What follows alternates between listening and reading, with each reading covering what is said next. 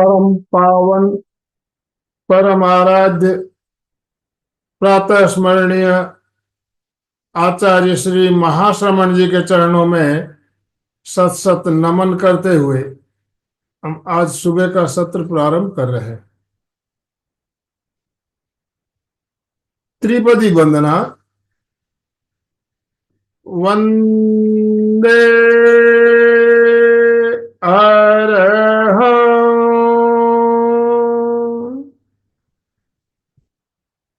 वंदे गुरुवरं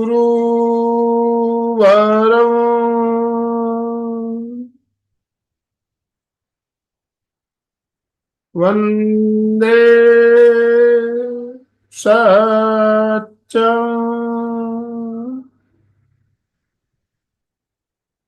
सभी साधक साधिकाओं को जय जिनेन्द्र, सुप्रभात, गुड मॉर्निंग, ओम अरहम। आज मंगलवार का दिन और मंगलवार को एक हमारी बहुत ही शानदार श्रृंखला चल रही है, योग का इतिहास। योग का इतिहास, इसमें हम शास्त्रों में योग के बारे में क्या बातें बताई गई उसके बारे में जान रहे हैं, योग का इतिहास जान रहे हैं। और अभी पिछले 2 सप्ताह से हमने ज्ञान योग के बारे में जाना और उसी क्रम को आगे बढ़ाते हुए ज्ञान योग की आज तीसरी कड़ी लेकर हम आपके साथ जुड़ रहे हैं। और हमारे साथ अलका जी सांखला सूरत से जुड़ चुकी है हमारा मार्गदर्शन करने के लिए। तो मैं ज्यादा समय ना लेते हुए अलका जी से निवेदन करना चाहूंगा आज का सेशन शुरू करने के लिए। और आप सभी से निवेदन, दोनों हाथ ऊपर करते हुए अलका जी का स्वागत, वेलकम कीजिए। अपने अपने वीडियो ऑन कीजिए प्लीज, वीडियो ऑन कीजिए और दोनों हाथ ऊपर करते हुए अलका जी का स्वागत कीजिए। यस, अलका जी आपका बहुत बहुत स्वागत, बहुत बहुत अभिनंदन, वेलकम।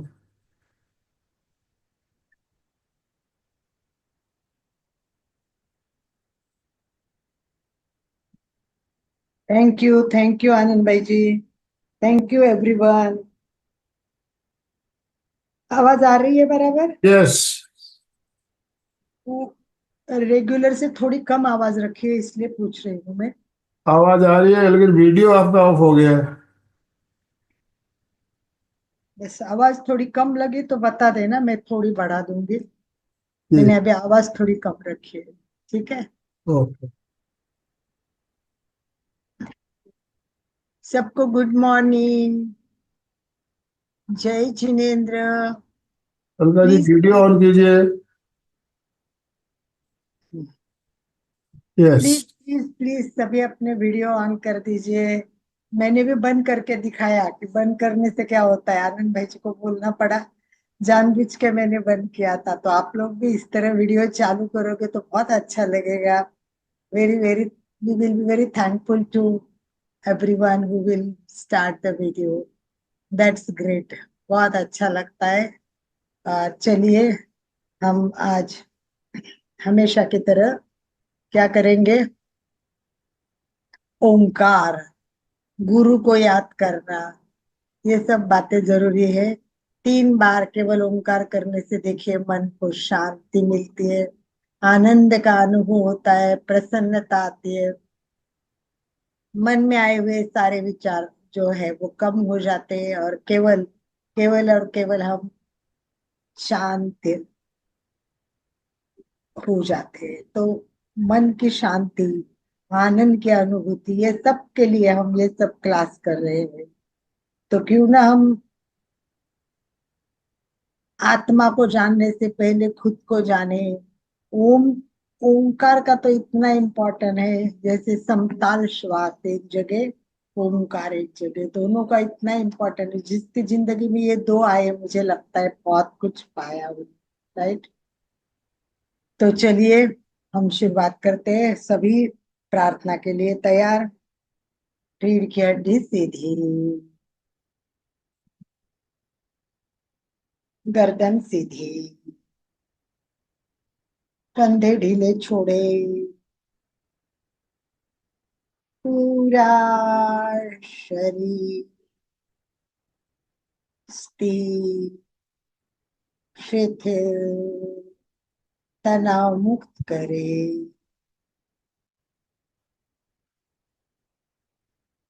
आंखें कोमलता से बंद करे। हाथ की मुद्रा जिसमें आप कंफर्टेबल हो वैसे हाथ की मुद्रा। चंदू जी खड़े रह के कर रहे हैं, बहुत बढ़िया है। जितना जागरूकता अधिक उतना खड़े रहने से सबसे ज्यादा जागरूकता आती है। तो याद करें सभी गुरुओं को, 3 बार ओंकार, और गुरु के लिए प्रार्थना के लिए तैयार। श्वास भरे,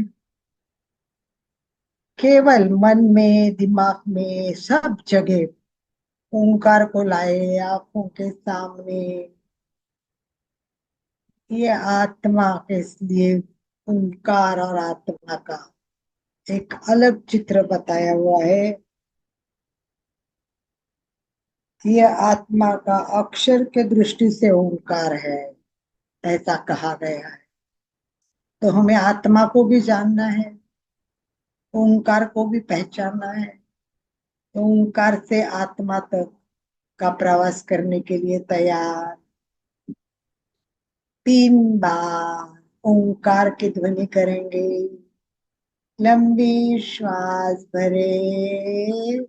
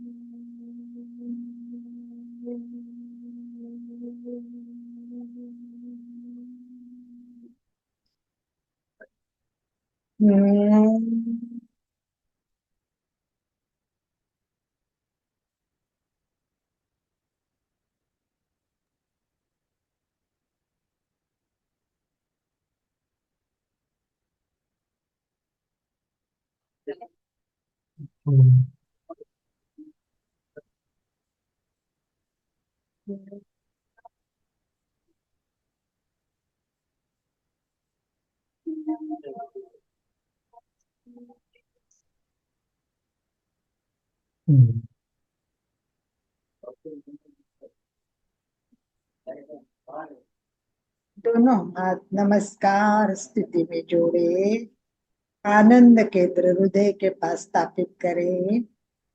सभी गुरुओं को याद करें।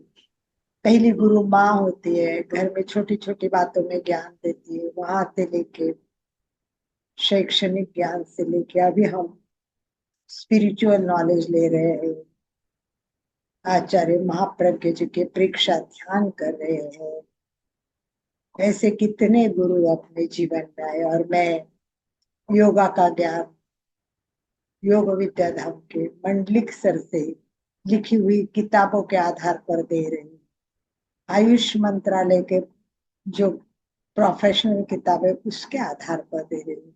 तो सभी गुरुओं को मैं दिल से, मन से, भाव से वंदन करते हुए एक साथ प्रार्थना करें। गुरुर ब्रह्मा गुरुर्विष्णु गुरुर्देवो महेश्वरा, गुरु साक्षात् परब्रह्म, तस्मै श्री गुरवे नमः। गुरवे नमः। गुरवे नमः। सभी को दीपावली की बहुत बहुत बहुत शुभकामनाएं। नए वर्ष का स्वागत करें हम, और अपने आप को जाने। नवे वर्ष में एक ही संकल्प करें कि आत्मा को जाने। क्या है आत्मा? क्या आत्मा शरीर से भिन्न है? क्या मरने के बाद? छोटा सा नचिकेत कहानी से हमने शुरुआत की। छोटा सा नचिकेता प्रश्न पूछता है, आदमी मर जाता है, उसके बाद वो कहाँ जाता है? कुछ लोग कहते हैं कि मत, आदमी मर गया, खत्म, कुछ नहीं होता है। कुछ लोग कहते नहीं, आत्मा जीवंत रहती है और पुनर्जन्म दूसरे शरीर को धारण करती है। तो क्या आत्मा है? कितना छोटा सा बालक, 8-9 साल का बालक ये क्वेश्चन पूछ रहा है, और अब हम इस पड़ाव में आके अपने आप को पूछ रहे हैं आत्मा क्या है। कितना डिफरेंस है हमें भोग के दुनिया से योग की दुनिया तक पहुंचने में। जिंदगी में इतने साल लगे हैं।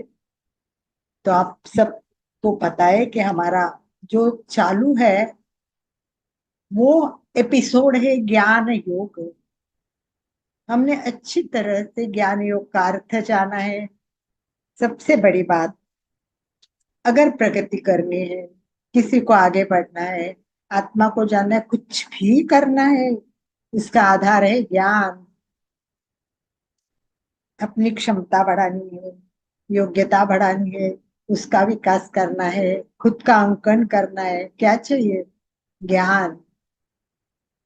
और इसीलिए लास्ट टाइम मैंने कहा था, रुते ज्ञानात न मुक्ति। रुते ज्ञानात न मुक्ति। ज्ञान के बिना दुख की मुक्ति नहीं होगी। ज्ञान के बिना मोक्ष प्राप्त नहीं होगा। तो सब कुछ चाहिए तो ज्ञान। इसलिए कहते पढ़मम ज्ञानम तवोदया। जब तक ज्ञान नहीं तब तक आचार कैसे होगा? इसीलिए योग में जो महत्व दिया है वो योग में ज्ञान का महत्व है। और वो ज्ञान योग इसलिए मुझे सबसे अच्छा लगता है। बहुत सारे योग है परंतु ज्ञान योग सबसे बेस्ट योग। योग तो बहुत लोग करते हैं, बहुत फायदा होता है, परंतु जब तक ज्ञान नहीं होगा तो हम सब कैसे समझेंगे?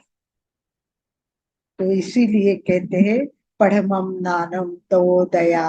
ज्ञान लो फिर आचार। बिल्कुल वैसे ही नाणम पयासरम। नानम पयासयरम। ज्ञान ही प्रकाश देता है। तो ज्ञान अपने को प्रकाश देने वाला है। कुरान में कहा गया है कि पालने से लेकर कब्र तक इंसान ज्ञान प्राप्त करता रहता है। कुरान के शरीफ में कहा गया है ज्ञान इतना इतना है कि जिसकी हम कभी कल्पना भी नहीं कर सकते। कितने भी जन्म लो, मुझे लगता नहीं कि ज्ञान सारा हम ग्रहण कर सकते हैं। गांधी जी गांधी जी कहते थे कि ज्ञान से बढ़कर कोई दूसरी पवित्र चीज नहीं है। ज्ञान सबसे पवित्र है। सबसे अच्छी बात गेट ने कही है। गेट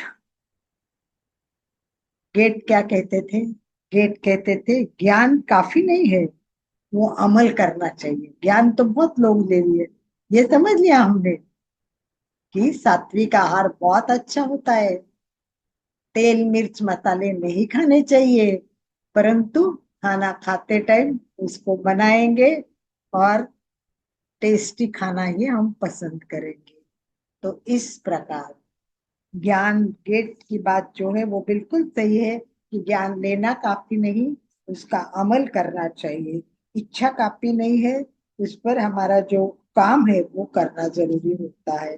केवल पुस्तकीय ज्ञान काम का नहीं है। इसलिए कई बार उदाहरण देते हैं, कितनी भी स्विमिंग की किताबें पढ़ो, कितना भी घोड़ा पे चलना है, सवारी करना है, सीख लो, परंतु जब तक प्रैक्टिकल नहीं होगा वो किताबी ज्ञान का कोई उपयोग नहीं है। इसीलिए ज्ञान अनुभव में आना चाहिए और जीवन में इसके प्रयोग करना बहुत जरूरी है। इसीलिए उच्च शिक्षा मानी जाएगी ऐसी होती है कि जो व्यक्ति में विनम्रता लाती है, परोपकारी वृत्ति लाती है, सेवा वृत्ति लाती है, एक काम करने की तत्परता उसमें वृद्धि होती है। स्वामी विवेकानंद ने ये कहा है। क्या कहा? कि जो व्यक्ति उत्तम शिक्षा लेगा उसकी आंखें मन खुला रहेगा और वो शिक्षा उच्च वही मानी जाएगी जो मनुष्य में विनम्रता लाती है, परोपकारी वृत्ति लाती है, सेवा भाव वृत्ति लाती है। तो ये जो ज्ञान के गुण है ना, ये जानने के लिए आज हम कहानी जानने वाले। कौन सी कहानी जानने वाले हैं? कौन बताएगा कि कौन सी कहानी जानने वाले हैं? लास्ट टाइम मैंने बताया था, तो आप क्या लिख कर बता सकते हो कि कौन सी कहानी आज जानेंगे, कौन सी बात हम जानेंगे कि जिसके बारे में हमें ज्ञान के बारे में बहुत कुछ पता चलेगा। कितने लोग जुड़े हैं और कितने लोग देख रहे हैं और कितने लोग सही अर्थ से सुन रहे हैं? तो अपना जवाब चैट बॉक्स में भी लिख सकते हैं। कितने वीडियो ऑन नहीं करेंगे तो ऐसा लगता है कि चले नहीं। याद नहीं आ रहा है, चंदू जी को तो याद नहीं आ रहा है। और बाकी कोई तो बताए कि भाई कौन सी कहानी की बात की थी मैंने। कि और आप अगर मैसेज भी सही तरह से पढ़ोगे, मैसेज में भी लिखा हुआ है कि कौन सी कहानी बताने वाली। तो नचिकेता की कहानी शुरू हो गई। नचिकेता की कहानी क्या कहती है हमें, और रावण की कहानी क्या कहने वाली है? तो आज समय कम है तो मैं टाइम वेस्ट नहीं करूंगी। रावण की कहानी आज हम सुनने वाले हैं। सबसे पहले नचिकेता यम के पास जाके प्रश्न पूछता है, और आखिरी प्रश्न बहुत महत्वपूर्ण होता है उसका। वो क्या पूछता है आखिरी क्वेश्चन में? नचिकेता का आखिरी प्रश्न से यम को बहुत तकलीफ होती है सही अर्थ से। वो बोलता है कि इतना छोटा बच्चा क्या समझेगा इस बात को। उसको बोलता है तू छोड़ देना ये बात, तेरे को मैं एक अक्खा राज्य दे देता हूँ, तेरे को मैं जितना मांगे उतनी संपत्ति दे देता हूँ, तेरे को जो मांगे वो सब कुछ देता हूँ। पर ये तीसरा प्रश्न है ना, वो मैं जवाब नहीं देना चाहता हूँ। कौन सा ऐसा प्रश्न पूछा कि जिसका जवाब देना यम के लिए मुश्किल होता है? वो बोलता है देव भी इसका राज नहीं जानते। तो तुम क्या जानना चाहते हो, क्यों जानना चाहते हो? तो प्लीज तुम ये बात छोड़ दो, तो मैं तुमको जो मांगेगा वो दे सकता हूँ। परंतु नचिकेता की प्यास थी आत्मा को जानना। इसीलिए नचिकेता कहता है यम को कि मन में हमेशा एक प्रश्न आता है कि व्यक्ति मर जाता है, व्यक्ति की मृत्यु हो जाती है, कुछ लोग कहते हैं कि खत्म, सब कुछ खत्म हो गया। कुछ लोग कहते कि नहीं, ऐसा नहीं होता है। तो क्या होता है? ये नचिकेता का प्रश्न आत्मा से जुड़ा हुआ है। और इसके लिए यम ने जो जवाब दिए वो शॉर्ट में मैं आपको बताती हूँ, क्योंकि हमारी क्लास आगे बढ़नी है तो हमें प्रयोग भी तो करना है। तो नचिकेता को उसने जब प्रश्न पूछा, तब उसने कहा कि आत्मा आत्मा अमर होती है, आत्मा अमर होती है, आत्मा कभी भी मरती नहीं, आत्मा कभी भी मरती नहीं है, आत्मा अमर होती है। और आत्मा ने ना कभी जन्म लिया है, ना आत्मा कभी खत्म होती है। क्यों? क्योंकि आत्मा आत्मा होती है, ज्ञान में, सदा चैतन्य में आत्मा होती है, जो न जन्म लेती है न मृत्यु होती है, ना वो किसी से उत्पन्न हुई है, ना वो किसी को उत्पन्न करती है। नित्य, शाश्वत और सनातन आत्मा कभी नष्ट नहीं होगी। उपनिषद में इसके बारे में 22वें श्लोक में बताया गया है कि शरीर में रहते हुए वो अशरीरी है, शरीर में रहते हुए वो अशरीरी है। सर्व अस्थिर में वो स्थिर है। ऐसी महान आत्मा जिसके समझ में आएगी, जिसको आत्मा का ज्ञान हो जाएगा, उस बुद्धिमान आदमी को कभी शोक नहीं हुआ, वो कभी दुख नहीं करेगा।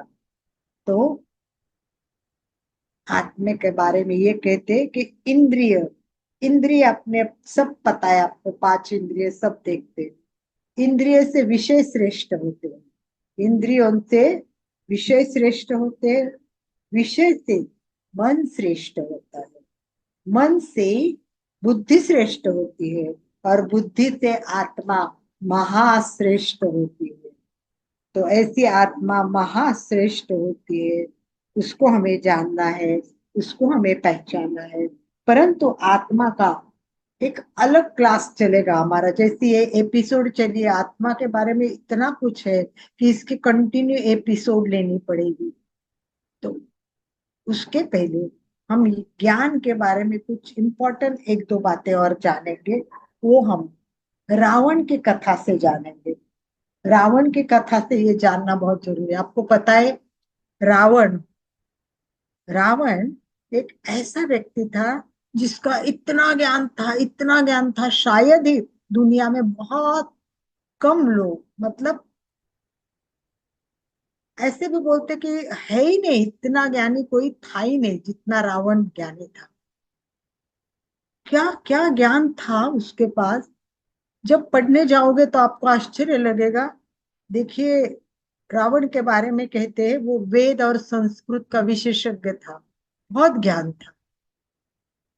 जो वेद थे उसमें सामवेद में वो निपुण था। रावण ने खुद ने शिव तांडव, युद्धीय तंत्र, अनेक कामधेनु, अनेक प्रकार की रचनाएं की है। रावण 6 शास्त्रों को और 4 वेदों को ज्ञान रखता था। रावण कई तरह के तंत्र जानता था। सम्मोहन तंत्र, इंद्रजाल तंत्र, जादू का जान, इतना तारा उसके पास ज्ञान था। कहते हैं उस जमाने में रावण के पास विमान था। पुष्पक विमान सुना होगा ना आपने, विमान था रावण के पास। रावण के खुद के 3 एयरपोर्ट थे। और रावण का विमान ऐसा था कि उसको चाहे जैसा बड़ा भी कर सकते थे, चाहे जैसा छोटा भी कर सकते थे। और ये विमान मन में आए उतने स्पीड बढ़ाकर आगे जा सकता था। सोचो आप, कैसा विमान था जो किसी के पास था नहीं, और आज भी इस पर रिसर्च चल रही है। जहां रावण था उसके एयरपोर्ट की भी रिसर्च चल रही है। रावण के ज्ञान की भी रिसर्च चल रही है। तो ये रावण इतने प्रखर बुद्धि का था कि कोई किसी की भी इतनी प्रखर बुद्धि नहीं थी। रावण ने अपने समय सारे ग्रंथ पढ़ लिए थे, सारे ग्रंथ पढ़ लिए थे और सारा ज्ञान अर्जित कर लिया। रावण का स्वभाव अपनी कार्य सिद्धि के लिए खुद तपना, खुद तपस्या करना ऐसा था। रावण ने बहुत खोज की, रिसर्च करता था, बहुत जिज्ञासु था। और इतना ज्ञान अर्जित किया, इतना ज्ञान अर्जित किया। मैं भी बड़ी भाग्यवान हूँ। मैंने आपको बताया लास्ट टाइम मैं कहाँ थी, जयपुर थी। और मेरा परम सौभाग्य है कि मेरे संसार पक्षीय ननन जी साध्वी कनक श्री जी है। बस उनके पास बैठ के कुछ ज्ञान लेते हैं तो बहुत अच्छा लगता है। तो उनको मैंने बोला आज कुछ नया ज्ञान दीजिए। तब उन्होंने जो नया ज्ञान दिया वो उन्होंने रावण की कथा बताकर मुझे दिया। मुझे इतना अच्छा लगा, इतना बढ़िया लगा, इतना सुंदर लगा। और पता चला कि ज्ञान के साथ रावण की ये बातें, ज्ञान की बातें जानना बहुत जरूरी है। तो रावण ने कुछ ज्ञान की 3 4 बातें बताई, वो मैं आपको बता के फिर हम प्रयोग करेंगे। क्योंकि कहानी, ज्ञान लेना जितना इम्पोर्टेंट है, प्रैक्टिकल भी उतना इम्पोर्टेंट है। तो प्रैक्टिकल भी करना है। तो मैं आशा करती हूँ कि सब लोग ध्यान से सुनेंगे और सुनने के लिए तैयार होंगे। उसके लिए आपके स्माइली फेस भी मुझे दिखाएंगे। कहानी कहते हैं तो बोलते हैं सामने वाला व्यक्ति दिखना चाहिए कहानी के लिए। Yes, thank you. जो वीडियो खोल रहे हैं उनके लिए thank you, thank you, thank you. तो रावण का मृत्यु हो गया था, यानी उसको बाण लगी थी, उसके नाभि में बाण लगी थी और वो मृत्यु शैया पर था। रावण मृत्यु शैया पर था। राम बहुत ज्ञानी था। राम बहुत ज्ञानी थे और विनम्र भी थे। उनको लगा ओ हो, अब एक ज्ञानी पुरुष का अंत हो रहा है, ज्ञानी पुरुष का अंत हो रहा है, अब सारा ज्ञान चला जाएगा। क्यों ना हम 2 3 बातें भी जीवन के लिए जान लेंगे तो हमारा जीवन बहुत सुखी हो सकता है। बहुत कुछ हो सकता है। तो रावण राम ने अपने छोटे भाई अनुज को लक्ष्मण को कहा, लक्ष्मण जाओ भाई, राम के पास जाओ, राम के पास जाओ, मृत्यु शैया पर है और एक अखंड ज्ञान का स्रोत अब खत्म होने वाला है। हो सके तो कुछ ज्ञान के मोती, ज्ञान के कुछ ऐसी अनमोल हीरे लेके आ जाओ कि अपना जीवन बदल जाएगा। लक्ष्मण गया, लक्ष्मण गया उसके पास में खड़ा हो गया, हाथ जोड़कर बोला, अब जा ही रहे तो कुछ ज्ञान दो, आपके पास बहुत ज्ञान है तो कुछ ज्ञान दो। रावण ने उसकी तरफ देखा और मुंह फेर लिया, रावण ने उसकी तरफ देखा और मुंह फेर लिया। लक्ष्मण बोलता है, मर रहा है पर अहंकार नहीं जा रहा है, कितना अहंकार, जाते जाते तो खुले दिल से बात कर, ऐसे मन में सोचता है। खड़ा रहता है, कोई ज्ञान नहीं देता है। तो रावण लक्ष्मण वापस जाता है राम के पास और बोलता है, कोई ज्ञान नहीं दिया, कोई ज्ञान नहीं दे रहा है, वो अहंकार है ना उसमें। तब राम ने पूछा, तुमने कहाँ खड़े होके ज्ञान मांगा? बोले उसके पास में गया था, उसके एकदम मुंह के पास में जाके सुनने के लिए। बोले गलत, वो महापंडित है और कोई भी गुरु के पास ज्ञान लेना है तो उसके चरणों में बैठना पड़ता है, विनम्रता से माथा झुकना पड़ता है। और जब उसके माथे पे आपका माथा उसके चरण स्पर्श करेगा तब वो ज्ञान देगा, जाके एक बार प्रयत्न करना। फिर लक्ष्मण जाता है, उसके पैर के पास बैठता है, बोलता है, हे महापंडित, आप ज्ञान के अखंड स्रोत हो, आप बहुत महान हो, क्या आप जाते जाते मेरे पे कृपा कर सकते हो, कोई ज्ञान दे सकते हो? देखो बात एक ही है, दो तरह से बात हुई। ज्ञान में क्या होना चाहिए? विनम्रता होनी चाहिए। जिसके पास ज्ञान है ये शब्द जो है वो रामायण में सब कुछ आपने सुना है, परंतु वो जो पॉइंट्स है अगर आप सुने तो बताइए कि रावण ने कौन सा ज्ञान दिया, कौन सा ज्ञान दिया, कौन सी ऐसी बातें हैं? कितने लोग जानते हैं कि रावण ने कितनी बातें बताई कि जो हमारे आज के जीवन के लिए अंत में बताई हुई तीन बातें, तीन बातें ज्ञान की। गुरुदेव की भी एक किताब है, तीन बातें ज्ञान की, तो रावण में भी दी है। तो जानते हैं कोई, जानते हैं चंदू जी आप?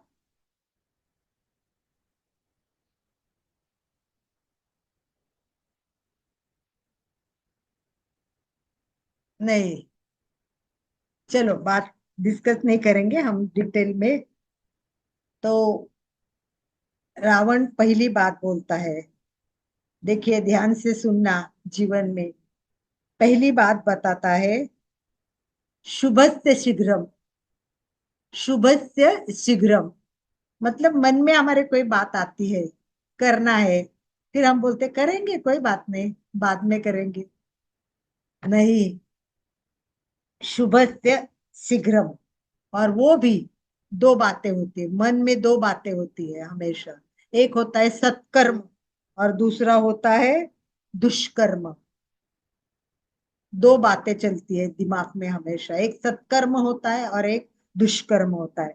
दुष्कर्म हमेशा हमारा पर हावी हो जाता है और सत्कर्म दब जाता है।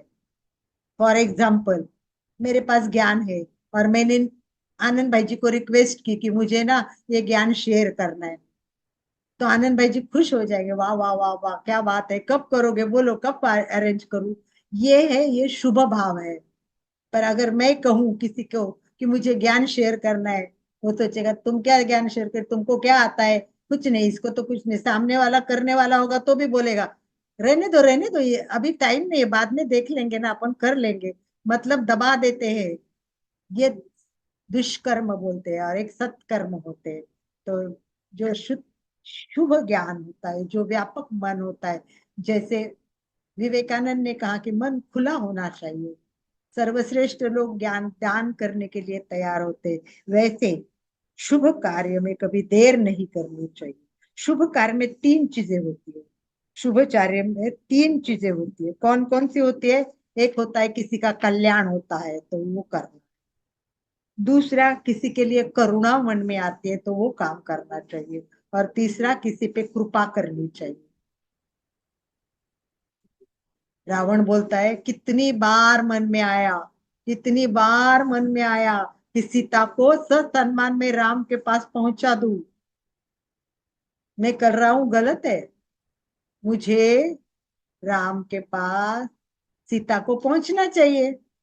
शुभ भाव मन में तो आया, परंतु शुभस्य शुभ्रम पर मैंने किया नहीं। मैं टालता रहा और आज ये दुर्दिन आया।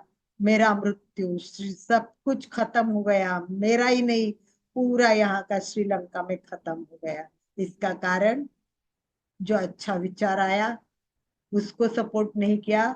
जो बुरे विचार होते वो भी कौन से विचार होते? अशुभ विचार होते हैं, क्रोध के विचार होते हैं, कपट के विचार होते हैं और कलह के विचार होते हैं। तीन क है, कलह, कपट और क्रोध।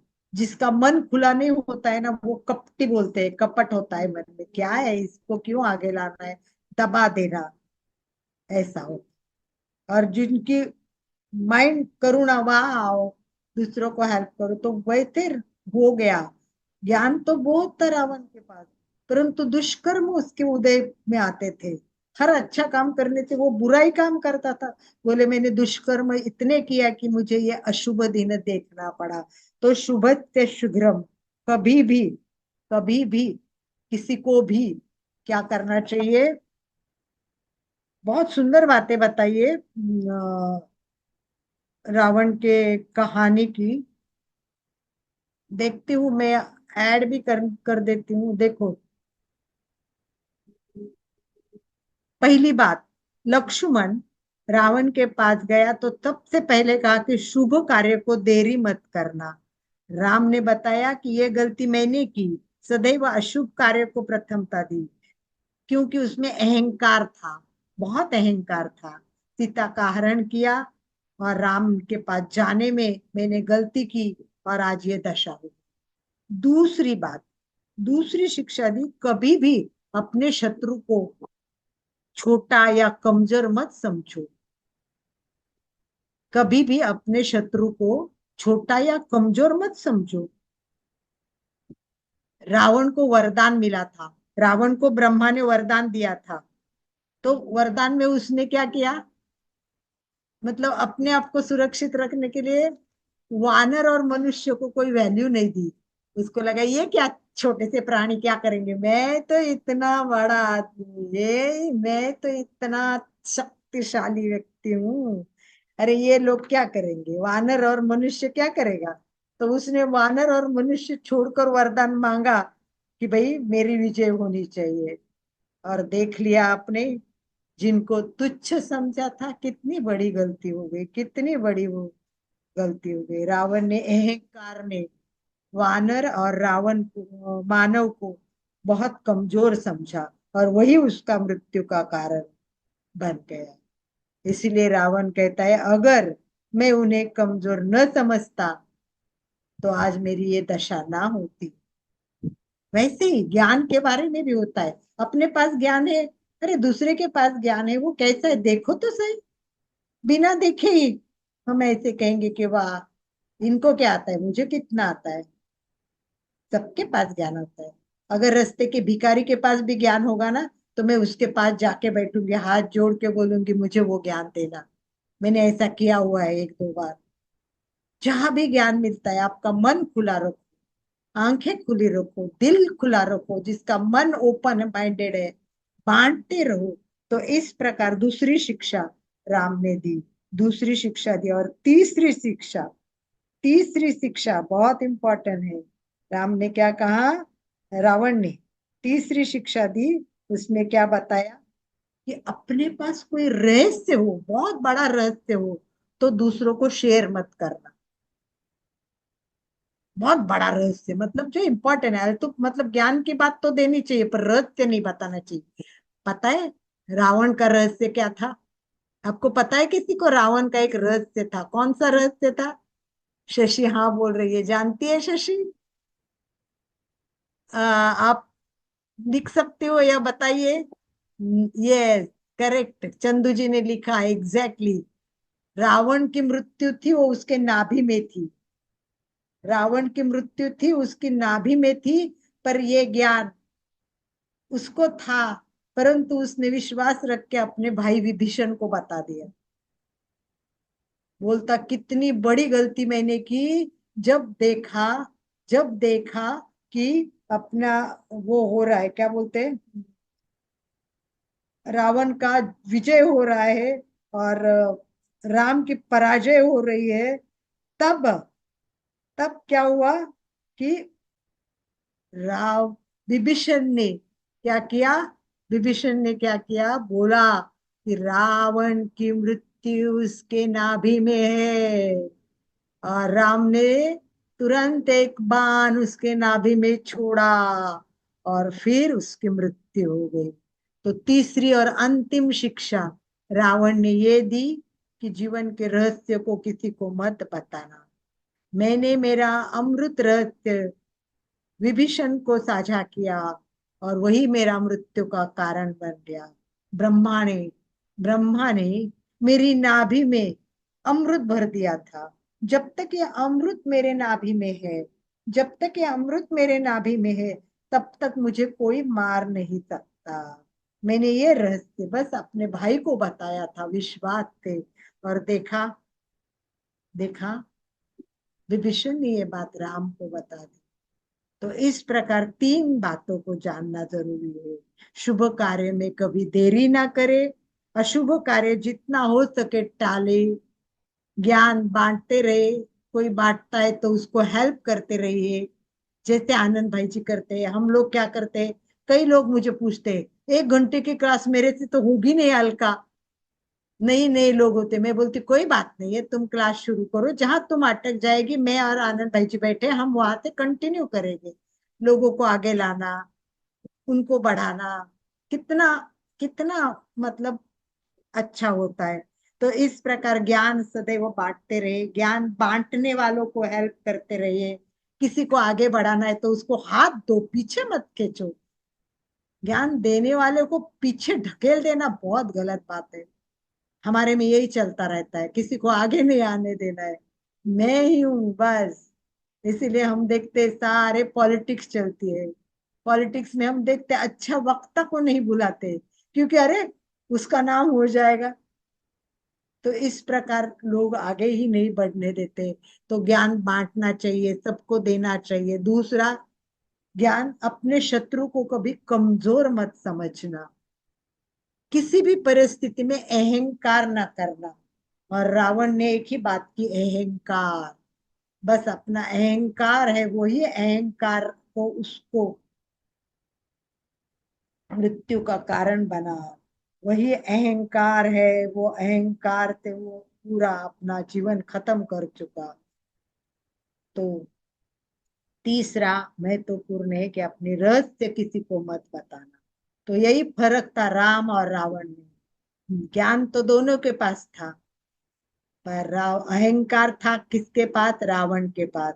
तो बहुत कुछ पाया, बहुत कुछ पाया रावण ने, पर सब कुछ खोया रावण ने। क्यों? अहंकार।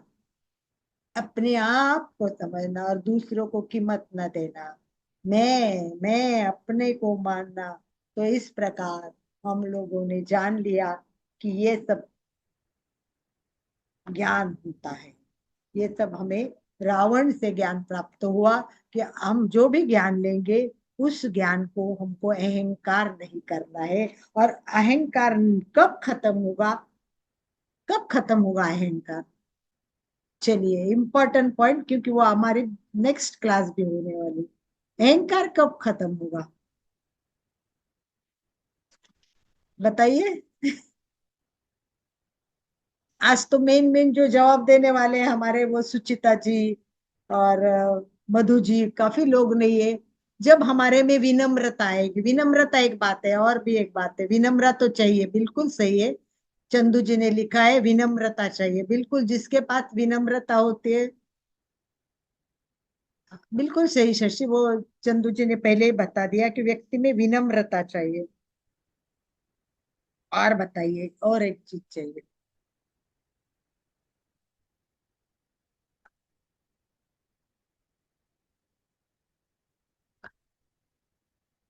ज्ञान, ज्ञान क्या? क्या खत्म? ईगो छोड़ो, हो गया, अहंकार भी छोड़ दिया। अहंकार छोड़ दिया। अब आगे कौन सा ज्ञान, कैसे ज्ञान, क्या ज्ञान? कि हम सब कुछ, विनम्रता अपने आप में आ जाएगी। कौन सा ऐसा ज्ञान? तो वो ज्ञान है आत्मा का ज्ञान। जिसको आत्मा का ज्ञान हो गया, उसमें सब कुछ आ गया। इसीलिए उपनिषद में बताया गया है कि जो शरीर में रहता है वो अशरीरी है, जो अस्थिर में रहता है फिर भी स्थिर है, जो महान है, विशेष विशेषत्व से उत्पन्न हुआ है, ऐसा आत्मा अगर जान लिया, तो वो ज्ञान, वो व्यक्ति सही अर्थ से बुद्धिमान हो गया। और वही व्यक्ति है कि जो कभी भी विनम्रता अपने आप आ जाएगी और आगे बढ़ेगा। और हम आगे आत्मा को जानेंगे। श्री कृष्ण ने क्या बताया, रथ की उपमा में देकर आप आत्मा के बारे में क्या कहा, हर ग्रंथ में क्या बताया, ईसाई क्या कहते हैं, यहूदी क्या कहते हैं, आत्मा के बारे में हर व्यक्ति बोलती है, जैन क्या कहते हैं, हर परंपरा बोलती है। जैसे हम योग में परंपरा जान रहे हैं, 8 प्रकार की योग परंपरा है, याद है ना? 8 प्रकार योग परंपरा के 8 प्रकार याद है कि भूल गए? या तो आगे चलेंगे और पीछे भूल जाएंगे। कौन कौन से? पहले 4 मुख्य कर्म, पहले महत्वपूर्ण 4 बातें बतानी, मतलब 4 योग, और बाद में 4 योग जानने वाले। तो कौन से 4 योग? पहला योग हम शुरू किया है, वो ज्ञान योग है। दूसरा योग है, वो कर्म योग है। तीसरा योग है, वो भक्ति योग है। और चौथा योग है, वो राज योग है। ये 4 मेन योग है। इस हर योग में हमें एक नया और अलग ज्ञान दिया है। तो चलिए प्रैक्टिकल के लिए तैयार।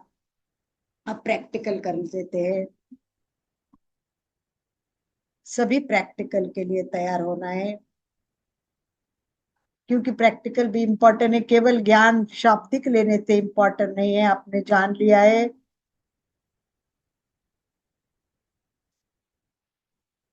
रीढ़ की हड्डी सीधी है, सबको प्रयोग करना है। सबसे इम्पोर्टेंट प्रयोग है। हम जानते हैं कि बिना श्वास के कुछ नहीं होता है। जिसने श्वास को देखा उसने जीना सीखा। श्वास ही जीवन है। तो इसी श्वास को समझना बहुत जरूरी है। और श्वास पर ही रात दिन केंद्रित करना, ध्यान केंद्रित करना बहुत आवश्यक है। तो जो लोग चाहते हैं कि मैं आगे बढ़ूं, बस वो श्वास को देखे, आंखें बंद करे, जब टाइम मिला आंखें बंद, बस प्रॉपर ब्रीदिंग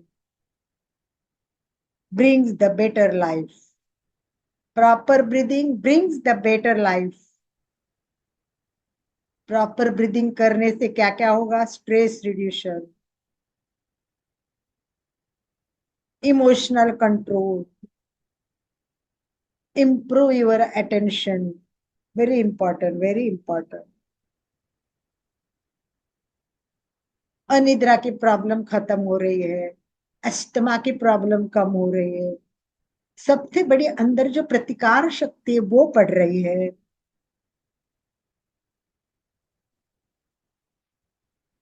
जैसे जन्म होता है, श्वास लेते हैं और जन्म शुरू होता है, श्वास खत्म होता है, जीवन खत्म हो जाता है। यही ब्रीदिंग है, वो लाइफ को कंट्रोल करती है।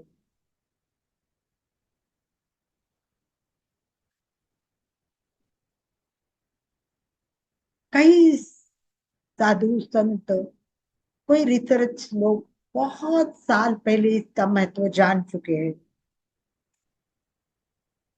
केवल जीने के लिए श्वास काम नहीं आती। श्वास के साथ प्राण होता है। वही प्राण अगर आप सही तरीके से यूज करना जानोगे, तो सचमुच हमारी छोटी छोटी समस्या का समाधान मिल जाएगा।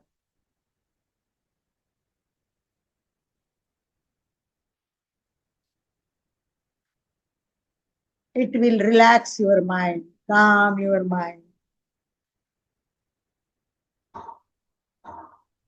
to understand everything. Just understand breathing.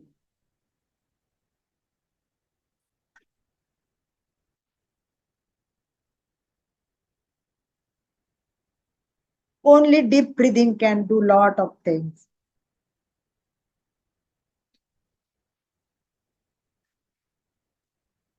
So first, केवल श्वास को देखिए, मैं और मेरी श्वास। रीढ़ की हड्डी सीधी रखे, इसमें बहुत जरूरी है। रीढ़ की हड्डी सीधी रखना, गर्दन सीधी, कंधे ढीले छोड़ देना है। आंखें कोमलता से बंद करते हुए केवल श्वास और मैं। प्रयोग ना करें, पर श्वास को देखिए। जब भी समय मिले, 1 मिनट हो, 2 मिनट हो, क्या करें? आंखें बंद करें, पूरा ध्यान चित्त को श्वास पर केंद्रित करें। नाक के द्वार पे द्वारपाल बन के खड़े हो जाओ। एक भी श्वास आपको पूछे बिना अंदर न जाए। एक भी श्वास आपको पूछे बिना बाहर न जाए।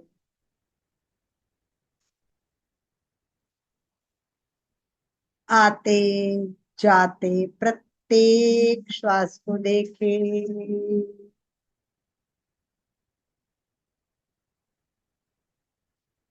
गहरी एकाग्रता, पूरी जागरूकता। याद करें महाप्रज्ञ जी को। महाप्रज्ञ जी कहते श्वास को रंग है, श्वास को स्वाद है। जितनी डेप गहरी श्वास लेना सीखेंगे, एकाग्रता बढ़ती जाएगी, वैसे वैसे श्वास से गंध आने लगेगी।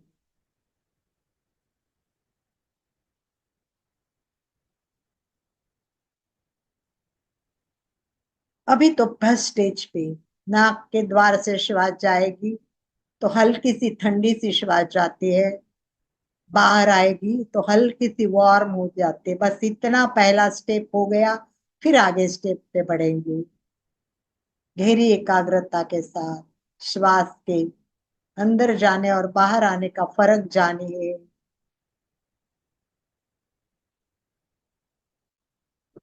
कुछ नए लोग हैं, इसलिए मैं एकदम बेसिक बेसिक बातें ले रही हूँ। एक दो मुझे नए आज दिख रहे हैं, उनको भी नम्र निवेदन, पिछले वीडियो देखेंगे तो आप डिटेल्स जान सकोगे।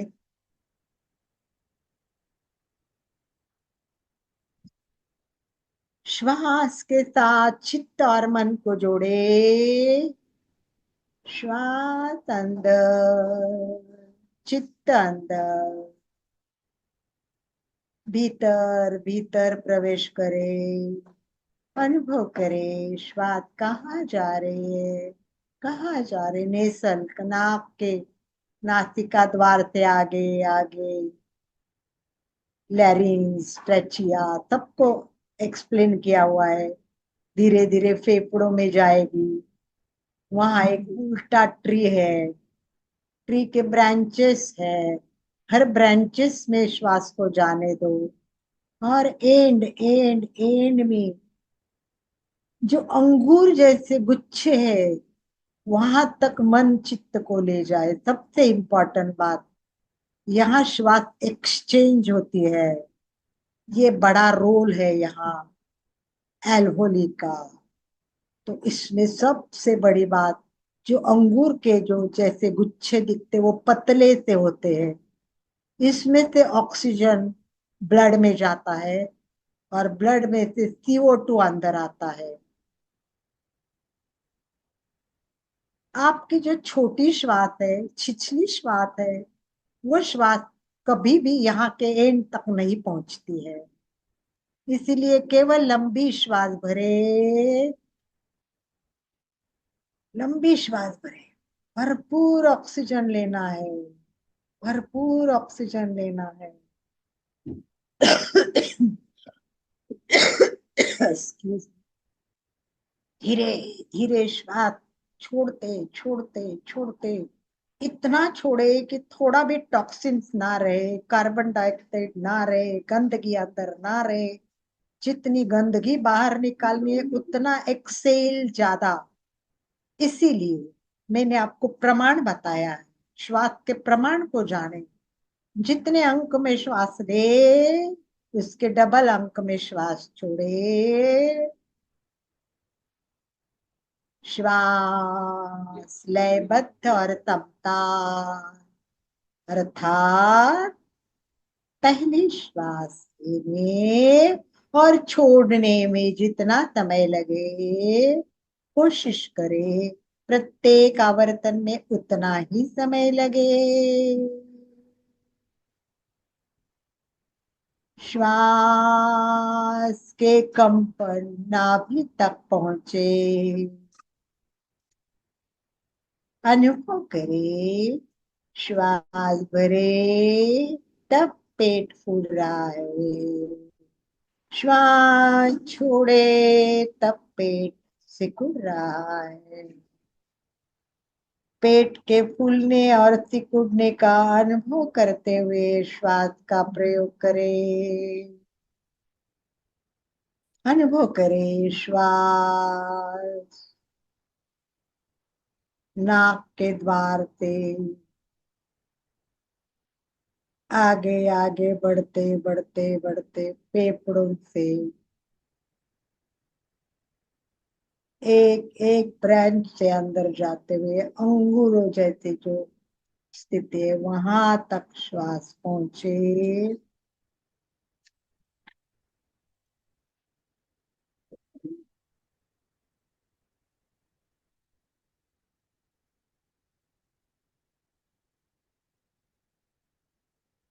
कोई सूचना नहीं, श्वास भरे, लंबा भरे और जितनी कैपेसिटी उतना धीरे धीरे छोड़ते जाइए।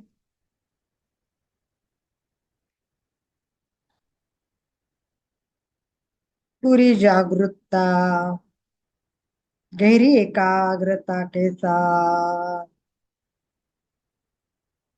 आते जाते प्रत्येक श्वास को देखते हुए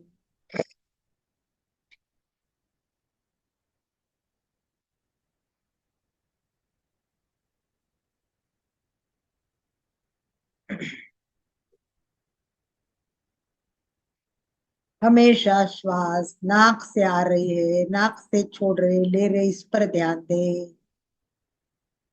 नाक में छोटे छोटे बाल होते हैं उससे, और श्लेष्मा होते हैं उससे गंदगी, छोटे छोटे कण सब अटक जाते हैं।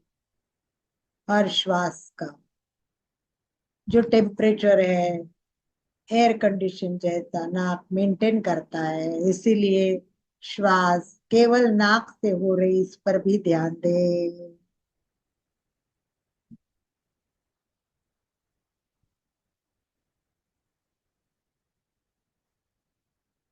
देखते जाइए श्वास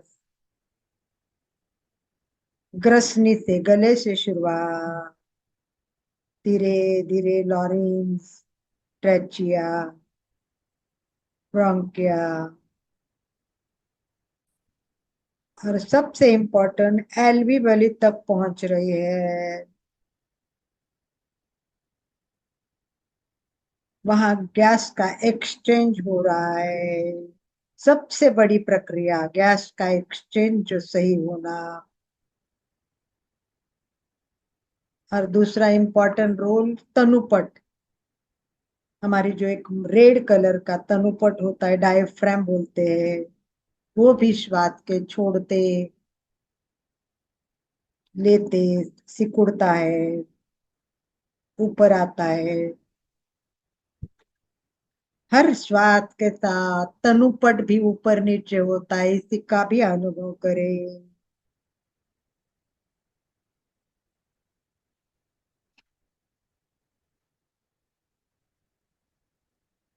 बस आज केवल दीर्घ श्वास ले रही हूँ, नेक्स्ट टाइम केवल समताल श्वास प्रेक्षा लेंगे, क्योंकि इस तरह आप रोज श्वास को देखें। श्वास माइंडफुल होनी चाहिए, एकदम श्वास और मैं और कुछ भी नहीं।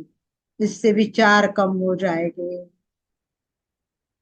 आप वर्तमान में रहोगे, शांति आनंद का अनुभव करेंगे। शरीर के प्रत्येक कोशिकाओं को ऑक्सीजन मिलने से हम खुद स्ट्रांग हो जाएंगे, हमारी शक्ति बढ़ जाएगी। नेक्स्ट टाइम हम समताल करेंगे और कुंभक का इंपॉर्टेंट जानेंगे। जितना श्वास लेना महत्वपूर्ण है, उससे डबल छोड़ना जरूरी है।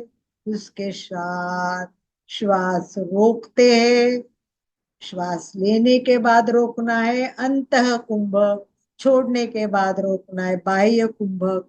कुंभक की सारी प्रोसीजर एक बार फिर हम जानेंगे। केवल श्वास और मैं, बस यही अभ्यास करते रहिए, करते रहिए, करते रहिए। Relax, relax and relax.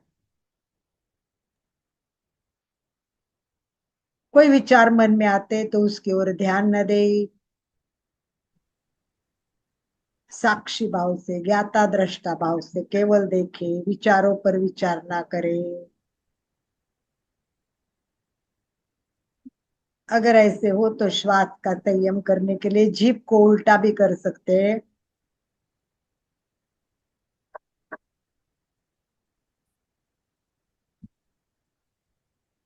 जीभ इस प्रकार हमने श्वास को देखा।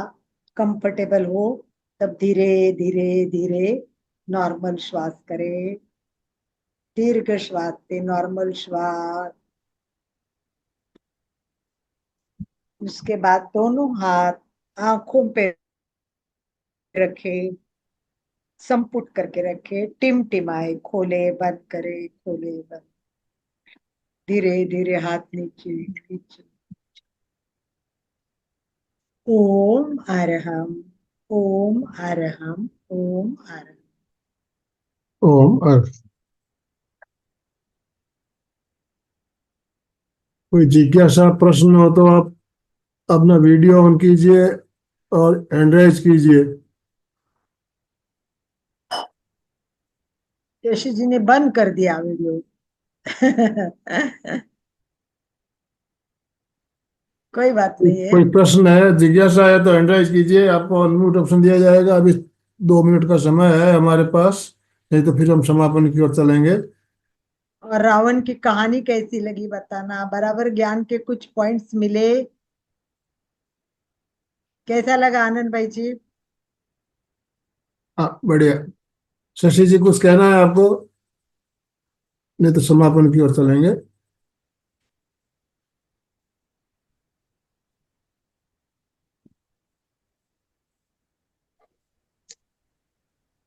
जय जिनेन्द्र जी। दरअसल मुझे तो इस तरह की कहानियों में और बहुत ही जिज्ञासा रहती है। मैं खुद भी टीचर रही हूँ, केवी में लेक्चरर, हिंदी की लेक्चरर। तो इस तरह की कहानी है और वो अपनी जिज्ञासा शांत करने का मेरा बहुत ही फिर अच्छा स्वभाव है इस फिर आप तरह की भी बातों कभी का। कहानी द्वारा ज्ञान दीजिए, अच्छी कहानी बताइए। टीचर होने के बिल्कुल। लिए आपको हाँ, बहुत सारा कहानी अपने कलेक्शन किया होगा, तो कभी आपकी कहानी भी सुनेंगे। इसी के साथ 30 प्रवीण भाई thirty Chauhan five years 35 years मैंने केवी 35 में ईयर, वाह। एज तो ए आपका भी लेक्चरर ज्ञान यहाँ शेयर कीजिए कहानियों के साथ, बिल्कुल करेंगे। बहुत अच्छा तो लगेगा। बहुत ही अच्छी, मैं तो बहुत जिज्ञासु हूँ। मैं सीखने की मेरी हमेशा से इच्छा रहती है कि जो मुझे नहीं आता वो भी मुझे आ जाए। तो बिल्कुल इस बिल्कुल। मामले में बहुत जिज्ञासा मेरी रहती है। मेरे को तो इतना इंटरेस्ट है कहानी में, और मैं एक कथा कथन नाम का प्रकार करती हूँ। वो थोड़ा अलग है। महाराष्ट्र में कथा कथन बहुत फेमस है। उसमें क्या हाँ, होता है कि एक ही व्यक्ति बैठती है और जितने पात्र है उनके आवाज भी वही निकालती है, सारे इमोशंस भी चेहरे पे लाती है, और वही आवाज में ही वो सारी स्टोरी बताते हैं। तो वो बहुत इफेक्टिव होती है। और पहले जमाने में शिवाजीराव भोसले, वपू काळे ऐसे नाम थे कि जो एक कहानी के 10,000 रुपए लेते थे, एक एक 10,000 कहानी बताने के। इतना महाराष्ट्र में कथा कथन शैली चलती थी, बहुत इंटरेस्टिंग रहती थी, इम्पोर्टेंट रहती थी। तो कभी हम कहानी के इस तरह का प्रयोग भी करेंगे, क्योंकि कहानी से जितना आदमी सहजता से समझ सकता है ना, इजीली जानता है, खुश होता है, टेंशन नहीं रहता है कि भाई ज्ञान लेना है, तनाव नहीं रहता, रिलैक्स होके सुनता है तो मजा आती हाँ, है। इसी बोरियत बाबत। भी किसी को नहीं होती, बोरियत भी किसी को नहीं होती कहानी हाँ में। खाली ज्ञान सीधा सीधा चलता रहे तो इतना असर नहीं करता, और इससे एक हाँ। सीधा सा कहानी एग्जाम्पल भी आ जाता है ना। कहानी भी हाँ बोरिंग नहीं होनी चाहिए, और शॉर्ट और स्वीट होनी चाहिए, लंबी ही हाँ चलती जी। है। पर एक बात है कि अगर इंटरेस्टिंग कहानी हो तो कितनी भी लंबी हो। अभी मुझे याद है, सूरत में उदित उदित मुनि का चातुर्मास था, उदित मुनि का चातुर, उन्होंने 4 महीने एक ही स्टोरी बताई, एक ही कहानी बताई, 4 महीने, रोज। और रोज ऐसा लगता था आगे क्या होगा, आगे क्या होगा। इतना इंटरेस्टिंग, और नॉलेज भी उसके साथ, डे टू डे की इंफॉर्मेशन, और ऐसी कहानी। वो बोले आगम में से बता रहा हूँ। मैंने बोला कहाँ से लाते हो आप, वो भी इतनी कहानियां बताते। सुमेरमल जी स्वामी भी थे, हाँ उनको भी जी। कहानी की आदत थी, तो वो कहानी से बहुत मजा आता है। धन्यवाद। ओम। ओम अरहम। समय हमारा संपन्न हो चुका है ऑलरेडी। समापन की ओर चलना है हमें। दोनों हाथ जोड़ते हुए, रीढ़ की हड्डी गर्दन सीधी रखते हुए, आंखों को बिना दबाव दिए कोमलता से बंद रखते हुए, मेरे साथ साथ सभी मानसिक उच्चारण करें। मैं चैतन्यमय हूँ। मैं आनंदमय हूँ। मैं शक्तिमय हूँ। मेरे भीतर अनंत चैतन्य का, अनंत आनंद का, अनंत शक्ति का सागर लहरा रहा है। इसका साक्षात्कार करना ही मेरे जीवन का परम लक्ष्य है। हमारा आज का दिन मंगलमय हो, आनंदमय हो, शांतिमय हो। इन शुभ भावनाओं के साथ ओम शांति शांति शांति। कृतज्ञोस्मि। हम सब गुरुदेव के आभारी है। कृतज्ञोस्मि। हम हम सब सब गुरुदेव के आभारी। सभी का बहुत बहुत धन्यवाद, बहुत बहुत आभार। जो जुड़े हैं पर वीडियो नहीं खोले, उनके लिए विशेष धन्यवाद। कम से कम उपस्थिति दर्ज किए, उसके लिए भी बहुत बहुत धन्यवाद। ओम ओम अरहम। हम स्लोगन के साथ समापन करेंगे। फिटनेस का डोज 1 घंटा रोज। फिटनेस का डोज 1 घंटा रोज। फिटनेस का डोज 1 घंटा रोज। ओम अरहम।